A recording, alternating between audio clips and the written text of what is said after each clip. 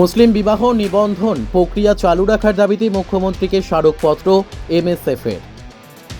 কাজী কর্তৃক মুসলিম বিবাহ নিবন্ধন প্রক্রিয়া চালু রাখার দাবিতে মুখ্যমন্ত্রীকে স্মারকপত্র প্রদান করল ইসলামিক ছাত্র সংস্থা minority students federation.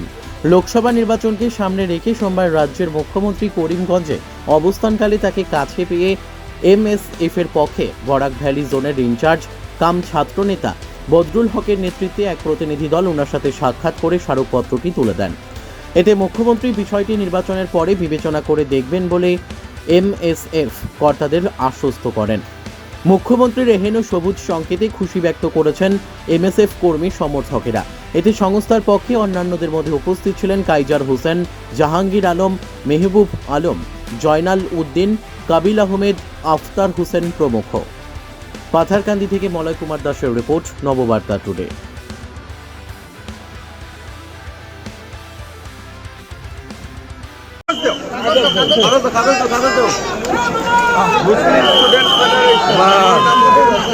Cabinet decision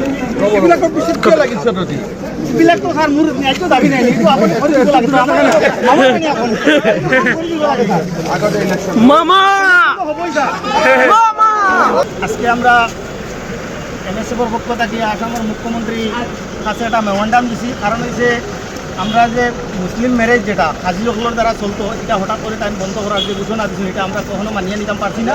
গতিকে আজকে তার কাছে মেমোরান্ডাম দিছি, বলছি এটা পুনর্বিবেচনা করার লাগে, যাতে যদি এটা করা হয় তাহলে আমরা যে শরীয়ত সম্মত যে আইন চলে এটার উপরে ব্যাঘাত আইব। কৌটো আইয়া ম্যারেজ নিতে বহুত প্রবলেম হইব গরিব মানুষ। আর যেটা আইন করা হয়েছিল যে 18 মেয়ের হইতে লাগে আর ছেলের 21 হইতে লাগে, যদি এটা কৌটো আওয়া হয় তাহলে পরবর্তীতে মানুষ কৌটো আইতেও না, ঘরে বিবাহ হইব। আর ঘরের মধ্যে যদি বিবাহ হইতে 16 বছর, 17 বছর, 15 বছর বিয়ে হইতে পারে। গতিকে আরও সমস্যার সৃষ্টি হইব।